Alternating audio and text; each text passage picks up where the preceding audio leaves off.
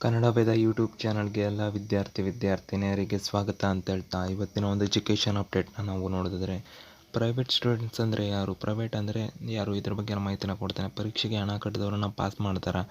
ಈಗ ಪರೀಕ್ಷೆಗೆ ಹಣ ಕಟ್ಟೋದಕ್ಕೆ ಟೈಮ್ ಇದೆಯಾ, ಕಟ್ಬೋದಾ, ಇದ್ರ ಬಗ್ಗೆ ಎಲ್ಲ ಮತ್ತು ನಿಮ್ಗೆ ಏನೇನು ಡೌಟ್ ಕೇಳಿದಿರಿ, ಸೊ ಅದ್ರ ಬಗ್ಗೆ ಅಲ್ಲಿ ಒಂದು ವಿಡಿಯೋದಲ್ಲಿ ಮಾಹಿತಿನ ಕೊಡ್ತೇನೆ. ವಿಡಿಯೋನ ತಪ್ಪದೇ ಕೊನೆವರೆಗೂ ನೋಡಿ. ಈ ಒಂದು ವಿಡಿಯೋ ನಿಮ್ಗೆ ಇಷ್ಟ ಆದರೆ ಒಂದು ಲೈಕ್ ಮಾಡಿ. ಇದರಲ್ಲೇ ಮೋಟಿವೇಟ್ ಆಗಿ ನಾವು ಹೆಚ್ಚಿನ ವಿಡಿಯೋನ ಈ ಟಾಪಿಕ್ ಮೇಲೆ ಮಾಡ್ತೇವೆ. ಸೊ ನಿಮ್ಗೆ ಏನೇ ಅನುಮಾನ ಇದ್ರೂ ಕಮೆಂಟ್ ಬಾಕ್ಸಲ್ಲಿ ಕಮೆಂಟ್ ಮಾಡಿ.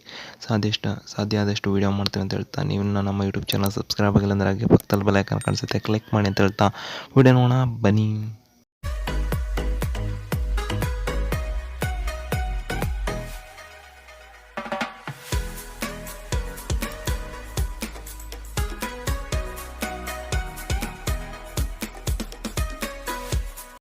ವಿದ್ಯಾರ್ಥಿಗಳೇ, ಮೊದಲನೇದಾಗಿ ನಾನು ಇರುವಂಥ ಟಾಪಿಕ್ ಮೇಲೆ ಹೇಳ್ಬಿಡ್ತೇನೆ. ಆಮೇಲೆ ನಿಮ್ಮ ಕಮೆಂಟ್ ಬಗ್ಗೆ ಹೇಳ್ತೇನೆ, ಯಾವ ಕಮೆಂಟ್ ಬಂದಿತ್ತು ಇದ್ರ ಬಗ್ಗೆ ಮಾಹಿತಿನ.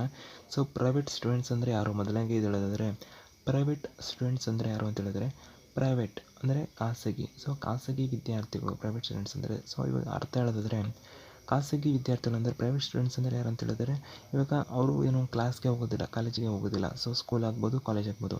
ಸೊ ಇವಾಗ ಉದಾಹರಣೆ ಹೇಳಿದರೆ SLCನ ತಗೋತಾರೆ.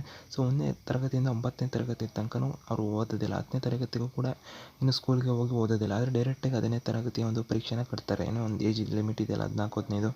ಸೊ ಒಂದು ಏಜ್ ಆದಮೇಲೆ ಅವರು ಪರೀಕ್ಷೆನ ಕಟ್ತಾರೆ. ಸೊ ಆ ಒಂದು ಪರೀಕ್ಷೆಗೆ ಕಟ್ಟಿದಂಥ ವಿದ್ಯಾರ್ಥಿನ ಪ್ರೈವೇಟ್ ಅಂತ ಕರೀತಾರೆ. 1ರಿಂದ 9 ತನಕ ಓದಿದರೆ ಅವನು normal student, so regular student ಅಂತ. ಆದರೆ ಇವ್ರಿಗೆ ಪ್ರೈವೇಟ್ ಅಂತ ಕರೀತಾರೆ, ಯಾಕಂದರೆ ಡೈರೆಕ್ಟಾಗಿ ಪರೀಕ್ಷೆ ಬರೆಯೋರು. ಸೊ ಇವಾಗ ಸೆಕೆಂಡ್ PUC ಪ್ರೈವೇಟರ್ ಅಂತ ಹೇಳಿದರೆ, ಏನು SLC ಪರೀಕ್ಷೆ ಆದಮೇಲೆ ಸೆಕೆಂಡ್ PUCನ ಡೈರೆಕ್ಟಾಗಿ ಕಟ್ಟುವಂಥ ವಿದ್ಯಾರ್ಥಿಗಳನ್ನು ಪ್ರೈವೇಟ್ ಅಂತ ಕರೀತಾರೆ. ಸೊ ತುಂಬ ವಿದ್ಯಾರ್ಥಿಗಳು ಕೇಳ್ತಿರೋ ಪ್ರೈವೇಟ್ ಅಂದರೆ ಪ್ರೈವೇಟ್ ಕಾಲೇಜ್ಗಳವರು ಅಂತ ಇಲ್ಲ. ಪ್ರೈವೇಟ್ ವಿದ್ಯಾರ್ಥಿಗಳು ಅಂತಂದರೆ ಪ್ರೈವೇಟ್ ಸ್ಟೂಡೆಂಟ್ಸ್ ಅಂತ ಹೇಳಿದರೆ, ಸೊ ಗೌರ್ಮೆಂಟ್ ಕಾಲೇಜ್ ಆಗಲಿ ಪ್ರೈವೇಟ್ ಕಾಲೇಜ್ ಆಗಲಿ ಡೈರೆಕ್ಟಾಗಿ ಪರೀಕ್ಷೆನ ಕಟ್ತಾರಲ್ಲ. ಇವಾಗ SLC ಮುಗಿದ್ಮೇಲೆ ಸೆಕೆಂಡ್ PUCಗೆ ಅಥವಾ ಫಸ್ಟ್ PUC ಮುಗಿದ್ಬಿಟ್ಟು ಸೆಕೆಂಡ್ PUC ಓದೋಕ್ಕಾಗದೇ ಡೈರೆಕ್ಟಾಗಿ ಸೆಕೆಂಡ್ PUC ಎಕ್ಸಾಮ್ಗೆ ಕಟ್ಟೋದು, ಇಂಥ ವಿದ್ಯಾರ್ಥಿಗಳನ್ನು ಸೆಕೆಂಡ್ PUC ಅಂದರೆ ಡೈರೆಕ್ಟ್ ವಿದ್ಯಾರ್ಥಿಗಳು ಅಂದರೆ ಪ್ರೈವೇಟ್ ವಿದ್ಯಾರ್ಥಿಗಳು ಅಂತ ಕರೀತಾರೆ. ಸೆಕೆಂಡ್ PUC ಅಥವಾ SLC ಯಾವುದಾದ್ರೂ ಪ್ರೈವೇಟ್ ವಿದ್ಯಾರ್ಥಿ ಅಂತ ಕರೀತಾರೆ. ಸೊ ಇದಾಗಿತ್ತು ಪ್ರೈವೇಟ್ ವಿದ್ಯಾರ್ಥಿಗಳು ಅಂದರೆ ವಿದ್ಯಾರ್ಥಿಗಳೇ. ಸೊ ಅರ್ಥ ಆಗಿಲ್ಲ ಅಂದರೆ ವಿದ್ಯಾರ್ಥಿಗಳೇ, ನಾನು ಹೇಳಿರೋದನ್ನು ಮತ್ತೆ ಕೇಳಿ, ಯಾಕಂದರೆ ಇದು ಸ್ಪಷ್ಟವಾಗಿ ಹೇಳಿದ್ದೀನಿ. ಯಾಕಂದರೆ ಸೆಕೆಂಡ್ PUC ಪ್ರೈವೇಟ್ ವಿದ್ಯಾರ್ಥಿಗಳು ಅಂತ ಹೇಳಿದ್ರೆ ಇವಾಗ SLC ಆದಮೇಲೆ ಡೈರೆಕ್ಟಾಗಿ ಸೆಕೆಂಡ್ PUCಗೆ ಬಂದಿರೋರು ಅಂತ. ಸೊ ಪ್ರೈವೇಟ್ ಕಾಲೇಜು ಇತ್ಯಾದಿಗಳು ಏನಿಲ್ಲ. ಸೊ ಇವಾಗ ಇದು ಹೇಳಿದ್ದೀನಿ. ಮತ್ತು ಇವಾಗ ಎರಡನೇದು ಹೇಳಿದ್ದಾರೆ, ಪರೀಕ್ಷೆಗೆ ಹಣ ಕಟ್ಟಿದವರನ್ನು ಪಾಸ್ ಮಾಡ್ತಾರೆ. ಸೊ ಪರೀಕ್ಷೆಗೆ ಹಣ ಕಟ್ಟಿಲ್ಲ ಅಂದರೆ ನಿಮ್ಮನ್ನ ಹೇಗೆ ಪಾಸ್ ಮಾಡೋಕ್ಕಾಗುತ್ತೆ ಹೇಳಿ. ಸೊ ಇವಾಗ ಉದಾಹರಣೆಗೆ ಹೇಳ್ತೀನಿ, ರೇಷನ್ ಕಾರ್ಡಲ್ಲಿ ನಿಮ್ಮ ಹತ್ರ ಇದೆ ಅಂದರೆ ರೇಷನ್ ಕಾರ್ಡಲ್ಲಿ ಒಂದು ಪ್ರೂಫ್ ಇರುತ್ತೆ, ನಿಮ್ಮದು ಫೋಟೋ ಹತ್ತು ಇರುತ್ತೆ, ಮತ್ತು ನಿಮ್ಮದು ರಿಜಿಸ್ಟರ್ ನಂಬರ್ ಏನೋ ನಂಬರ್ ಕೊಟ್ಟಿರ್ತಾರೆ ಅದರಲ್ಲಿ ಫೋಟೋ ಏನೋ ರೇಷನ್ ಕಾರ್ಡಲ್ಲಿ. ಸೊ ನೀವು ಹೋಗಿ ಅಕ್ಕಿ ತೊಗೊಬೋದು. ಅದು ನಿಮ್ಮ ಹತ್ರ ರೇಷನ್ ಕಾರ್ಡ್ ಇಲ್ಲ ಅಂದರೆ, ನೀವು ಅಪ್ಲೈನೇ ಮಾಡಿಲ್ಲ ಅಂದರೆ ಅಕ್ಕಿ ಹೆಂಗೆ ಕೊಡ್ತಾರೆ? ಸೊ ನಿಮಗೆ ದಾಖಲಾತಿ ಏನಾರ ಬೇಕಲ್ಲ. ಸೊ ಅವ್ರು ನಿಮ್ಗೆ ಅಕ್ಕಿ ಕೊಡ್ಬೇಕಾರೆ ಆ ಕಾರಣಕ್ಕೆ ಇವಾಗ ನೀವು ಏನು ಫೀಸ್ನ ಕಟ್ಟಿದ್ದೀರಾ ಅಂತಂದರೆ ನೀವು, ಆಗ ಅವರು ನಿಮಗೆ ರಿಜಿಸ್ಟರ್ ನಂಬರ್ ಅಂತ ಕೊಟ್ಟಿರ್ತಾರೆ. ಸೊ ಆ ಕಾರಣಕ್ಕೆ ನಿಮಗೆ ಇನ್ನು ಅವರು ನಿಮ್ಮನ್ನ ಪಾಸ್ ಮಾಡಬೇಕಂತಂದ್ರೂ ಕೂಡ ರಿಜಿಸ್ಟರ್ ನಂಬರ್ ನೋಡ್ಬಿಟ್ಟು ಎಷ್ಟೆಷ್ಟು ಮಾರ್ಕ್ಸ್ ಯಾವ ಸಬ್ಜೆಕ್ಟ್ ಇದ್ದರೂ ಅದರ ಮೇಲೆ ಪಾಸ್ ಮಾಡ್ತಾರೆ. ನೀವು ಪರೀಕ್ಷೆಗೆ ಹಣನೇ ಕಟ್ಟಿಲ್ಲ ಅಂದಮೇಲೆ ಯಾರು ಅಂತ ಪಾಸ್ ಮಾಡ್ತಾರೆ. ಸೊ ಎರಡನೇದು ಇದಾಯಿತು. ಈಗ ಮೂರನೇದು, ಈಗ ಪರೀಕ್ಷೆಗೆ ಹಣ ಕಟ್ಬೋದಾ? ಸೊ ತುಂಬ ವಿದ್ಯಾರ್ಥಿಗಳು ಕೇಳ್ತಾರೆ, ಯಾಕಂದರೆ ಎಲ್ಲರೂ ಪಾಸ್ ಮಾಡ್ತಿರೋ ಕಾರಣಕ್ಕೆ ನಮ್ಮನ್ನು ಪಾಸ್ ಮಾಡಿಸಲಿ ಅಂತ ಪರೀಕ್ಷೆಗೆ ಹಣ ಕಟ್ಬೋದಂತ ವಿದ್ಯಾರ್ಥಿಗಳು ಕೇಳ್ತಿದ್ರು. ಪರೀಕ್ಷೆಗೆ ಹಣ ಕಟ್ಟೋ ಒಂದು ಸಮಯನ ಇವಾಗ ಕೊಟ್ಟಿಲ್ಲ ವಿದ್ಯಾರ್ಥಿಗಳು. ಸೊ ಇವಾಗ ಯಾಕಂದರೆ ಪರೀಕ್ಷೆ ನೀವು ಎಲ್ಲ ಕಟ್ಬಿಡ್ತಾರೆ, ಸುಮ್ಮನೆ ಎಲ್ಲರೂ ಪಾಸ್ ಮಾಡೋಕ್ಕಾಗುತ್ತೆ, ಅದು ಪ್ರಾಬ್ಲಮ್ ಅಂದ್ಬಿಟ್ಟು ಸೊ ಪರೀಕ್ಷೆಗೆ ಹಣ ಕಟ್ಟೋದಕ್ಕೆ ಸರ್ಕಾರ ಆಗಲಿ PU ಬೋರ್ಡವರೇ ಅವಕಾಶನ ಕೊಟ್ಟಿಲ್ಲ. ಸೊ ಕಾರಣಕ್ಕೆ ವಿದ್ಯಾರ್ಥಿಗಳು ನೆಕ್ಸ್ಟ್ ಯಾವಾಗ ಎಕ್ಸಾಮ್ ಮಾಡ್ತೀವಿ ಅಂತ ಹೇಳ್ತಾರಲ್ಲ ಅವಾಗಲೇ ನೀವು ಈ ಎಕ್ಸಾಮ್ಗೆ ಹಣನ ಕಟ್ಟಬೇಕು. ಆದರೆ ಇವಾಗ ಆಗಸ್ಟ್ ಅಂತ ಹೇಳ್ತಿರಲ್ಲ, ಆಗಸ್ಟ್ಗೂ ಕಟ್ಬೋದಿರೋ ಕರೆಕ್ಟಾಗಿ ಇನ್ನೂ ಮಾಹಿತಿ ಇಲ್ಲ. ಆದರೆ ಡೌಟೇ. ಒಟ್ಟಿನಲ್ಲಿ ಇವಾಗ ಈ ವರ್ಷ ಅಂತೂ ಹಣನ ಕಟ್ಟಿಸ್ಕೊಳ್ಳಲ್ಲ, ನೆಕ್ಸ್ಟ್ ವರ್ಷನೇ ಬಿಟ್ಟಿದ್ದೀವಲ್ಲ ವಿದ್ಯಾರ್ಥಿಗಳಿಗೆ. ಇದಾಗಿತ್ತು ಈ ಒಂದು ವಿಡಿಯೋ. ಆದರೆ ನಿಮ್ಮ ಕಮೆಂಟನ್ನು ಓದ್ಬಿಡ್ತೇನೆ. ಇವಾಗ ಯಾವ್ಯಾವ ಕಮೆಂಟ್ ಬಂದಿದ್ರ ಬಗ್ಗೆ ಮಾಹಿತಿನ ಕೊಡ್ತೇನೆ. ಸೊ ಈಗ ಮೊದಲನೇ ಕಮೆಂಟ್ನ ನಾವು ನೋಡಿದರೆ, ಬ್ರೋ ನಾನು ಫಸ್ಟ್ PUC ಸೈನ್ಸ್ ಪಾಸ್ ಆಗಿದ್ದೀನಿ, 2019 ಸೆಕೆಂಡ್ PUC ಈ ವರ್ಷ ಆರ್ಟ್ಸ್ ಕಟ್ಟಿದ್ದೀನಿ, ಪಾಸ್ ಆರ್ ಫೇಲ್ ಹೇಳಿ ಅಂತ ಹೇಳಿದ್ದಾರೆ. ಸೊ ಫಸ್ಟ್ PUC ಸೈನ್ಸ್ ತೊಗೊಂಡು ಪಾಸ್ ಆಗಿದ್ದೀರಾ. So second PUC ಆರ್ಟ್ಸ್ನ ಕಟ್ಟಿದ್ದೀರಾ. ಸೊ ಅವರು ಗೌರ್ಮೆಂಟಲ್ಲಿ ಹೇಳಿರೋದೇನೆಂದರೆ, ರಿಪೀಟರ್ಸ್ ವಿದ್ಯಾರ್ಥಿಗಳನ್ನು 3 ಥರ ಕನ್ಸಿಡರ್ ಮಾಡಿದ್ದೀವಿ. ಅದರಲ್ಲಿ ಇದಕ್ಕೆ ಇವ್ರು ಕೇಳಿರೋದಕ್ಕೆ ಹತ್ತಿರ ಯಾವುದು ಬರುತ್ತೆ ಅಂತ ಹೇಳಿದ್ರೆ, ರಿಪೀಟರ್ಸ್ ಅಂದರೆ ಇವಾಗ ಒಂದು ಪರೀಕ್ಷೆಯಲ್ಲಿ ಹೆಚ್ಚಿನ ಅಂಕ ಬರೆಯೋ ಕಾರಣಕ್ಕೆ, ಅಂದರೆ ಇವಾಗ ಪಾಸಾಗಿರ್ತಾರೆ ಆದರೂ ಕೂಡ ಹೆಚ್ಚಿನ ಅಂಕ ಬರಬೇಕು ಅಂದ್ಬಿಟ್ಟು ಮತ್ತೆ ಪರೀಕ್ಷೆನ ಕಟ್ಟಿರ್ತಾರೆ. ಸೊ ಅವರನ್ನು ರಿಪೀಟರ್ಸ್ ಅಂತ ನಾವು ಕನ್ಸಿಡರ್ ಮಾಡಿ ಅವ್ರು ಏನು ಹಿಂದಿನ ಅಂಕ ಗಳಿಸಿರ್ತಾರೆ ಅದರ ಮೇಲೆ ಮಾರ್ಕ್ಸ್ ಕೊಡ್ತೀವಿ ಅಂತ ಹೇಳಿದ್ದಾರೆ. ಆದರೆ ಅವರು ಏನು ಸೈನ್ಸ್ ತೊಗೊಂಡು ಪಾಸ್ ಆಗಿದ್ದಾರೆ ಬಟ್ ಆರ್ಟ್ಸ್ ಕಟ್ಟಿದ್ದಾರೆ, ಇವರು ಗೌರ್ಮೆಂಟವರು ರಿಪೀಟರ್ಸ್ ಅಂತ ನಿಮ್ಮನ್ನ ಕನ್ಸಿಡರ್ ಮಾಡಿದ್ರೆ ನಿಮ್ಮನ್ನ ಪಾಸ್ ಮಾಡ್ತಾರೆ. ಸೊ ಅವ್ರು ರಿಪೀಟರ್ಸ್ ಅಂತ ಕನ್ಸಿಡರ್ ಮಾಡಲಿಲ್ಲ ಅಂದರೆ ನೀವು ಮತ್ತೆ ಪರೀಕ್ಷೆನ ಬರೀಬೇಕಾಗುತ್ತೆ. ಸೊ ಅದು ಫೇಲ್ ಅಂತಲೇ ಕನ್ಸಿಡರ್ ಆಗುತ್ತೆ ವಿದ್ಯಾರ್ಥಿಗಳೇ. ಸೊ ಇವಾಗ ಕ್ವಶನ್ ಕೇಳಿದವ್ರಿಗೆ ಹೇಳ್ತಾ ಇರೋದು. ಸೊ ವಿಡಿಯೋ ನೋಡ್ತಿದ್ದಾರೆ ಅಂದ್ಕೊಂಡಿದ್ದೀನಿ. ಸೊ ಏನಂದರೆ ನೀವು ಪರೀಕ್ಷೆಯನ್ನು ಅವರು ರಿಪೀಟರ್ಸ್ ಅಂತ ಕನ್ಸಿಡರ್ ಮಾಡಿದ್ರೆ ನಿಮ್ಮನ್ನ ಪಾಸ್ ಮಾಡ್ತಾರೆ. ಇಲ್ಲ ಅಂದರೆ ಇನ್ನು ಆಗಸ್ಟ್ನಲ್ಲಿ ಪರೀಕ್ಷೆ ಮಾಡ್ತಾರೆ ಅಂತ ಹೇಳಿದಾರಲ್ಲ, ಸೊ ಆ ಒಂದು ಪರೀಕ್ಷೆನ ನೀವು ಬರೀಬೇಕಾಗುತ್ತೆ. ಸೊ ಎರಡನೇ ಕಮೆಂಟ್ನ ನಾವು ನೋಡೋದಾದರೆ, my son batch 2017-2020 applied but he failed. This year he did not pay fees. What is the solution?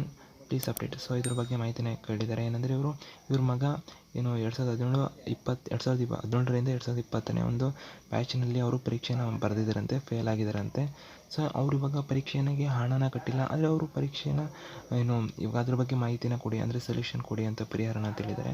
So ಪರೀಕ್ಷೆಗೆ ಹಣನ, ನಾನು ಹಿಂದೆನೇ ಹೇಳಿದ್ದೀನಿ, ಪರೀಕ್ಷೆಗೆ ಹಣನ ಕಟ್ಟದ ವಿದ್ಯಾರ್ಥಿಗಳನ್ನು ಪಾಸ್ ಮಾಡೋದಿಲ್ಲ. ಸೊ ಯಾಕಂದರೆ ಪರೀಕ್ಷೆನೇ ಹಣನ ಕಟ್ಟಿಲ್ಲ ಅಂದಮೇಲೆ ಹೇಗೆ ಪಾಸ್ ಮಾಡೋಕ್ಕಾಗುತ್ತೆ? ಯಾವ ಒಂದು ಮಾನದಂಡದಲ್ಲಿ ಪಾಸ್ ಮಾಡೋಕ್ಕಾಗುತ್ತೆ? ಸೊ ಕಾರಣಕ್ಕೆ ಪರೀಕ್ಷೆಗೆ ಹಣ ಕಟ್ಟಿಲ್ಲ ಅಂದರೆ ಪಾಸ್ ಅಂತೂ ಮಾಡೋದಿಲ್ಲ. ಸೊ ಇವಾಗ ಪರೀಕ್ಷೆಗೆ ಹಣನೂ ಕಟ್ಟಿಸ್ಕೋತಿಲ್ಲ. ಸೊ ಕಟ್ಟಿಸ್ಕೊಂಡ್ರೆ ಹತ್ತಿರದ ಕಾಲೇಜುಗಳಲ್ಲಿ ಕೇಳಿ. ಸೊ ನನಗೆ ಗೊತ್ತಿರೋ ಪ್ರಕಾರ ಈ ವರ್ಷ ಪರೀಕ್ಷೆಗೆ ಹಣನ ಕಟ್ಟಿಸ್ಕೊಳ್ಳೋದಿಲ್ಲ. ಸೊ ಕಾರಣಕ್ಕೆ ಇವಾಗ ಏನಂದರೆ ಪರೀಕ್ಷೆಗೆ ಹಣನೇ ಕಟ್ಟಿಸ್ಕೊಂಡಿಲ್ಲ ಅಂದಮೇಲೆ ಪರೀಕ್ಷೆಗೆ ನಿಮ್ಮ ಹತ್ರ ಒಂದು ರಿಜಿಸ್ಟರ್ ನಂಬರ್ ಇತ್ಯಾದಿ ಏನೂ ಕೊಟ್ಟಿಲ್ಲ ಅಂದಮೇಲೆ ನೀವು ಡಾಕ್ಯುಮೆಂಟ್ಸ್ ಹೆಂಗಿರುತ್ತೆ, ನೀವು ಅವ್ರ ಹತ್ರ ಹೋಗಿ ಹೆಂಗೆ ಪಾಸ್ ಮಾಡ್ತಾರೆ, ನೀವು ಯಾರಂತ ಗೊತ್ತಾಗುತ್ತೆ ಅವ್ರಿಗೆ. ಸೊ ಕಾರಣಕ್ಕೆ ಯಾವ ಸಬ್ಜೆಕ್ಟ್ ಇತ್ಯಾದಿ ಏನೂ ಗೊತ್ತಾಗಲ್ಲ. ಆ ಕಾರಣಕ್ಕೆ ನಿಮ್ಮನ್ನ ಪಾಸ್ ಮಾಡೋಂಥ ಸಾಧ್ಯತೆಗಳಿಲ್ಲ. ಸೊ ಯಾವುದಕ್ಕೂ ಕಾಲೇಜಿನಲ್ಲಿ ವಿಚಾರಿಸಿ, ನನಗೆ ಗೊತ್ತಿರುವಂಥ ಮಾಹಿತಿನ ಹೇಳಿದ್ದೇನೆ. ಸೊ ಮೂರನೇ ಕಮೆಂಟ್ನ ಹೋಗೋದಾದರೆ, ವಿದ್ಯಾರ್ಥಿಗಳ ಮೂರನೇ ಕಮೆಂಟ್ ಈ ರೀತಿ ಇದೆ. ಸೊ ಇದನ್ನು ನಾನು ಓದಿ ಹೇಳೋಕ್ಕೆ ಹೋಗೋದಿಲ್ಲ. ಸೊ ಕಮೆಂಟ್ ತುಂಬ ದೊಡ್ಡದಾಗಿದೆ. ಸೊ ನಾನು ಓದಿ ಅರ್ಥ ಮಾಡಿಕೊಂಡು ನಿಮಗೆ ಎಕ್ಸ್ಪ್ಲನೇಷನ್ನ ಕೊಡ್ತಾ ಇದ್ದೇನೆ.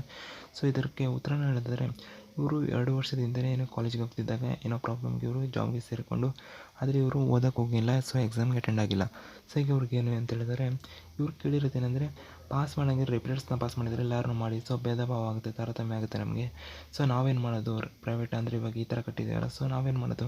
ಆ ಕಾರಣಕ್ಕೆ ಪಾಸ್ ಮಾಡೋಂಗಿದ್ರೆ ಎಲ್ಲರಿಗೂ ಮಾಡಿ, ಇಲ್ಲಾಂದರೆ ಪರೀಕ್ಷೆನೇ ಮಾಡಿಬಿಡಿ ಈ ಥರ ಕೇಳಿದ್ದಾರೆ. ಸೊ ಅದು ಈಗ ಸರ್ಕಾರದ ಬಳಿ ಆ ಒಂದು ಆಲೋಚನೆಯೇ ಇಲ್ಲ. ಯಾಕಂದರೆ ರಿಪೀಟರ್ಸ್ನ ಪಾಸ್ ಮಾಡಬೇಕಾದ್ರೂ ಕೂಡ ಒಂದು ಮಾನದಂಡ ಸಿಕ್ಕಿದ್ರೆ ಮಾಡ್ತೇವೆ ಅಂತ ಹೇಳಿದರು. ಸೊ ಮಾನದಂಡ ಸಿಕ್ತು, ಮಾಡಿದ್ದಾರೆ. ಸೊ ಇವಾಗ ನೀವು 2 ವರ್ಷ ಬ್ಯಾಕ್ ಆಗಿರೋದ್ರಿಂದ ನೀವು ಪ್ರೈವೇಟಲ್ಲಿ ಲಿಸ್ಟ್ಗೆ ಬರ್ತೀರಾ. ಯಾಕಂದರೆ ನೀವು 2 ವರ್ಷ ಮುಗಿದ ಮೇಲೆ ಇವಾಗ ನೀವು ಎಕ್ಸಾಮ್ನ ಕಟ್ಟಿರೋವಂಥದ್ದು ಎಕ್ಸಾಮ್ನ ಬರೀತಾ ಇದ್ದೀರಾ. ಆ ಕಾರಣಕ್ಕೆ ನೀವು ಪ್ರೈವೇಟ್ ಲಿಸ್ಟ್ಗೆ ಬರ್ತೀರಾ. ಪ್ರೈವೇಟನ್ನು ಪಾಸ್ ಮಾಡೋದಕ್ಕೆ ಸರ್ಕಾರದ ಬಳಿ ಮಾನದಂಡ ಇಲ್ಲ ವಿದ್ಯಾರ್ಥಿಗಳೇ. ಸೊ ಯಾವುದ್ರ ಮೂಲಕ ಪಾಸ್ ಮಾಡಬೇಕು ಅಂತ ಇಲ್ಲ. ಆ ಕಾರಣಕ್ಕೆ ಪಾಸ್ ಮಾಡ್ತಿಲ್ಲ ಅವರು. ಸೊ ಇವಾಗ ನಿಮ್ಗೆ ಏನಂದರೆ ಪರೀಕ್ಷೆನ ನಡೆಸ್ತಾರೆ. ಸೊ ಆ ಪರೀಕ್ಷೆನ ಬರೆದು ಕೂಡ ನೀವು ಪಾಸ್ ಆಗಬೇಕಾಗುತ್ತೆ. ಸೊ ನೀವು ಹೇಳಿರುವಂಥದ್ದು ಅರ್ಥ ಆಗ್ತದೆ, ಆದರೆ ನಾವೇನು ಮಾಡೋಕ್ಕಾಗೋದಿಲ್ಲ. ಸೊ ಒಂದು ಉತ್ತರನ ಕೊಡ್ಬೋದು ಅಷ್ಟೇ ನಮ್ಮ ಒಂದು ಯೂಟ್ಯೂಬ್ ಚಾನಲಲ್ಲಿ. ಸೊ ಆ ಕಾರಣಕ್ಕೆ ನಿಮಗೆ ಏನೋ ವೀಡಿಯೋನ ಮಾಡಿ ತಿಳಿಸಿ ಅಂತ ಹೇಳಿದ್ರಲ್ಲ. ಸೊ ಒಂದು ಪರೀಕ್ಷೆಗೆ ಭೇದ ಭಾವ ಇತ್ಯಾದಿಗಳನ್ನ ನಾವು ಕೂಡ ಗಮನಿಸಿದ್ದೀವಿ. ಆದರೆ ಸರ್ಕಾರದ ಬಳಿ ಯಾವುದೇ ರೀತಿಯಾದಂಥ ಸ್ಪಷ್ಟ ಮಾನದಂಡ ಇಲ್ಲ. ಆ ಕಾರಣಕ್ಕೆ ಪಾಸ್ ಮಾಡೋಕ್ಕೆ ಹೋಗಿಲ್ಲ. ಸೊ ಪರೀಕ್ಷೆನೇ ಏನಂದರೆ ಇವಾಗ ಸೆಕೆಂಡ್ ಡೇ ಈ ಥರ ಎಲ್ಲ ರೀಸನ್ಗಳು ಕೊಟ್ಟು ಕೂಡ ಎಕ್ಸಾಮ್ನ ಮಾಡ್ತಿದ್ದಾರಲ್ಲ. ಸೊ ಆ ಕಾರಣಕ್ಕೆ ನೆಕ್ಸ್ಟ್ ಮಾಡುವಂಥ ಪರೀಕ್ಷೆ ಸ್ವಲ್ಪ ಸುಲಭವಾಗಿ ಮಾಡ್ತಾರೆ. ಸೊ ವಿದ್ಯಾರ್ಥಿಗಳನ್ನ ಆದಷ್ಟು ಪಾಸ್ ಮಾಡೋ ರೀತಿಯಲ್ಲಿ ಇರ್ತದೆ. ಸೊ ಇವಾಗ ನಾವು 4ನೇ ಕಮೆಂಟ್ ನಾವು ಓದೋದಾದರೆ, ವಿದ್ಯಾರ್ಥಿಗಳೇ 4ನೇ ಕಮೆಂಟ್ ಇದು. ಸೊ ಈ ಒಂದು ಕಮೆಂಟ್ ನನಗೆ ಇಷ್ಟ ಆಯಿತು. ಯಾಕೆಂದರೆ ತುಂಬ ವಿದ್ಯಾರ್ಥಿಗಳಿಗೆ ಪ್ರಾಬ್ಲಮ್ ಇದೆ. ಸೊ ಯಾಕೆಂದರೆ ಇವ್ರ ಕಮೆಂಟ್ ಓದ್ಬಿಡ್ತೀನಿ, ಆಮೇಲೆ ಅರ್ಥ ಹೇಳ್ತಾನೆ. 2020ರಲ್ಲಿ ನಾನು ಸೆಕೆಂಡ್ PUCನಲ್ಲಿ ಆ್ಯನ್ಯುವಲ್ ಎಕ್ಸಾಮ್ನಲ್ಲಿ ಒಂದು ವಿಷಯದಲ್ಲಿ ಫೇಲ್ ಆಗಿದ್ದೇನೆ. ಆದರೆ ನಾನು ಸಪ್ಲಿಮೆಂಟ್ರಿ ಕಟ್ಟಿ ನಾನು ಪುನಃ ಫೇಲ್ ಆಗಿದ್ದೇನೆ. 2021ರ ಎಕ್ಸಾಮ್ ಕಟ್ಟೋಕ್ಕೆ ಆಗಿಲ್ಲ, ಆದರೆ ಪಾಸ್ ಮಾಡ್ತಾರಾ? ಯಾಕೆಂದರೆ ಒಂದು ವಿಷಯದಲ್ಲಿ ಅಂತ ಇರಬೇಕು. ಸೊ 5 ಪಾಸ್ ಆಗಿದ್ದೇನೆ, ಒಂದು ವಿಷಯದಲ್ಲಿ ಪಾಸ್ ಆಗಿಲ್ಲ. ನನ್ನ 5 ವಿಷಯದಲ್ಲಿ ಅಂಕಗಳು ನಾನು ಗಳಿಸಿದ್ದೇನೆ. ಅಂದರೆ ಇಷ್ಟು ಮಾರ್ಕ್ಸ್ನ ತೆಗೆದಿದ್ದಾರೆ, 50, 60, 66, 57, 40 ಇಷ್ಟು ಅಂಕನ ನಾನು ಗಳಿಸಿದ್ದೇನೆ. ಯಾಕೆಂದರೆ ನಾನು 5 ವಿಷಯಗಳನ್ನು ಕಷ್ಟಪಟ್ಟು ಓದಿದ್ದೇನೆ ಅಂತ ಹೇಳಿದ್ದಾರೆ ಅವರು. ಆದರೆ ನಾನು ಕಷ್ಟಪಟ್ಟು ಕಾಲೇಜಿಗೆ ಬರ್ತಿದ್ದೆ. ನಾವು ಬಡವರೇ. ಒಂದು ವಿಷಯದಲ್ಲಿ ನನ್ನ ಪಾಸ್ ಮಾಡಿ, ನನಗೆ 40 ಅಂಕ ಏನು ಬೇಡ, ಗ್ರೇಸ್ ಮಾರ್ಕ್ಸ್ಗೂ ಬೇಡ, 35 ಮಾರ್ಕ್ಸ್ನ ಕೊಟ್ಟು 35 ಮಾರ್ಕ್ಸ್ನ ಕೊಟ್ಬಿಟ್ಟು ನನ್ನ ಒಂದು ವಿಷಯದಲ್ಲಿ ಪಾಸ್ ಮಾಡಿ. ಏಕೆಂದರೆ ನಾನು ಎಕ್ಸಾಮ್ ಕಟ್ಟಿ ಬರೆದು ಫೇಲ್ ಆಗಿದ್ದೇನೆ. ಈ ವರ್ಷದ ಪರೀಕ್ಷೆ ಬರೆಯೋದಕ್ಕೆ ಏನೋ ಎಕ್ಸಾಮ್ ಫೀಸನ್ನು ಕಟ್ಟೋದಕ್ಕೆ ಆಗಲಿಲ್ಲ, ಆದರೆ ಪರೀಕ್ಷೆ ಫೀಸನ್ನು ಕಟ್ಟೋಕ್ಕೆ ರೆಡಿ ಇದ್ದೇನೆ. ನಿಮ್ಮ ದುಡ್ಡು ನಮಗೇನು ಬೇಡ. ನಾನು ಕೂಡ ಒಂದು ವಿಷಯದಲ್ಲಿ 35 ಅಂಕ ಪಾಸ್ ಮಾಡಿ ನಮಗೂ ಕಾಲೇಜ್ ಹೋಗಬೇಕು ಅಂತ ಆಸೆ ಇದೆ. ಸೊ ತಂದೆ ತಾಯಿ ಅವರಿಗೂ ಕೂಡ ಖುಷಿ ಆಗುತ್ತೆ. ಪ್ಲೀಸ್ ಪಾಸ್ ಮಾಡಿ ಸರ್, ಇಂಗ್ಲೀಷ್ ಒಂದು ವಿಷಯದಲ್ಲಿ ಪಾಸ್ ಮಾಡಿ ಸರ್ ಪ್ಲೀಸ್ ಅಂತ ಕೇಳ್ತಿದ್ದಾರೆ. ಸೊ ಇದನ್ನು ಅರ್ಥ ಆಗೋ ಥರ ಹೇಳಿದ್ದೀನಿ ನಿಮಗೆ. ಸೊ ಇವಾಗ ಇವ್ರಿಗೆ ಪ್ರಶ್ನೆಗೆ ಉತ್ತರ ಕೊಡಿದ್ದಾರೆ. ತುಂಬ ವಿದ್ಯಾರ್ಥಿಗಳು ಇದೇ ಪ್ರಾಬ್ಲಮ್ ಆಗಿರುತ್ತೆ. 5 ವಿಷಯನ ಪಾಸ್ ಆಗ್ತಾರೆ, 1 ಫೇಲ್ ಆಗ್ತಾರೆ. 4 ವಿಷಯ ಪಾಸ್ ಆಗ್ತಾರೆ, 2 ಫೇಲ್ ಆಗ್ತಾರೆ.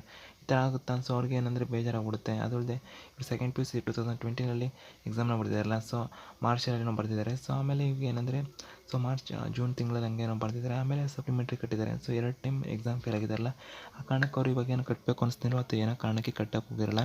ಸೊ ಅವ್ರು ಏನಂದರೆ ಇವಾಗ ಕಟ್ಟಿದರೆ ನಾನು ಪಾಸ್ ಆಗ್ತಿದ್ದಿಲ್ಲ ಅಂತ ಇವಾಗ ಅವ್ರಿಗೆ ಅನ್ನಿಸ್ತಿದೆ. ಆ ಕಾರಣಕ್ಕೆ ಅವರು ಕೂಡ ಇವಾಗ ಪರೀಕ್ಷೆನ ಕಟ್ಟಬೇಕು ಅಂತಿದ್ದಾರೆ. ಆದರೆ ನಾನು ಹಿಂದೆನೇ ಹೇಳಿದ್ದೇನೆ. ಸೊ ಇವಾಗ ಇಷ್ಟೊತ್ತು ಹೇಳಿದ್ನಲ್ಲ ಅದರಲ್ಲಿ ಹೇಳಿದ್ದೀನಿ, ಪರೀಕ್ಷೆಗೆ ಸರ್ಕಾರ ಇನ್ನು ಮುಂದೆ ಹಣ ಕಟ್ಟಿಸ್ಕೊಳ್ಳೋದು ಡೌಟಲ್ಲಿದೆ. ಯಾಕಂದರೆ ಎಲ್ಲ ವಿದ್ಯಾರ್ಥಿಗಳು ಪರೀಕ್ಷೆಗೆ ಹಣ ಕಟ್ಟಕ್ಕೆ ಬಂದುಬಿಡ್ತಾರೆ. ಸೊ ಎಲ್ಲರನ್ನೂ ಪಾಸ್ ಮಾಡಬೇಕಾಗುತ್ತೆ. ವಿದ್ಯಾರ್ಥಿಗಳು ಇದನ್ನು ಒಂದು ಆಪರ್ಚುನಿಟಿಗೆ ತೊಗೊಂಡ್ಬಿಟ್ಟು ಎಲ್ಲರೂ ಬರ್ತಾರೆ ಅನ್ನೋ ಕಾರಣಕ್ಕೆ ಸರ್ಕಾರ ಏನು ಪರೀಕ್ಷೆಗೆ ಹಣ ಕಟ್ಟೋದನ್ನು ಏನು ಬ್ಲಾಕ್ ಮಾಡಿದ್ದಾರೆ ಅಂತ ಹೇಳ್ಬೋದು. ಸೊ ಸ್ಟಾಪ್ ಮಾಡಿದ್ದಾರೆ. ಸೊ ವಿದ್ಯಾರ್ಥಿಗಳಿಗೇನು ಪರೀಕ್ಷೆನ ನೀವು ಹೇಳಿದಿರಲ್ಲ, ಆಗಸ್ಟಲ್ಲಿ ಎಕ್ಸಾಮ್ ಮಾಡ್ತಾರೆ. ಸೊ ಪರೀಕ್ಷೆಗೆ ಹಣ ಕಟ್ಟಿಬಿಟ್ಟು ಅದರಲ್ಲಿ ಕಟ್ಟೋಕ್ಕಾಗುತ್ತೆ ಅನಿಸುತ್ತೆ ಮೋಸ್ಟ್ಲಿ. ನೋಡೋಣ ಆಗಸ್ಟ್ ಪರೀಕ್ಷೆಗೆ ಏನು ಅಂತ ಮಾಹಿತಿಗಳನ್ನು ಕೊಡ್ತಾರೆ. ಸೊ ವಿದ್ಯಾರ್ಥಿಗಳು ಆದಷ್ಟು ಕಾಲೇಜ್ ಹತ್ರ ಹೋಗಿ ವಿಚಾರಿಸಿ ಹೆಚ್ಚಿನ ಮಾಹಿತಿಗಳಿಗಾಗಿ. ಸೊ ನಿಮ್ಮ ಪ್ರಶ್ನೆಗೆ ಇದಾಗಿತ್ತು ನನ್ನ ಒಂದು ಉತ್ತರಗಳು ಅಂತ ಹೇಳ್ತಾ ವಿಡಿಯೋನ ಮುಗಿಸ್ತಾ ಇದ್ದೇನೆ.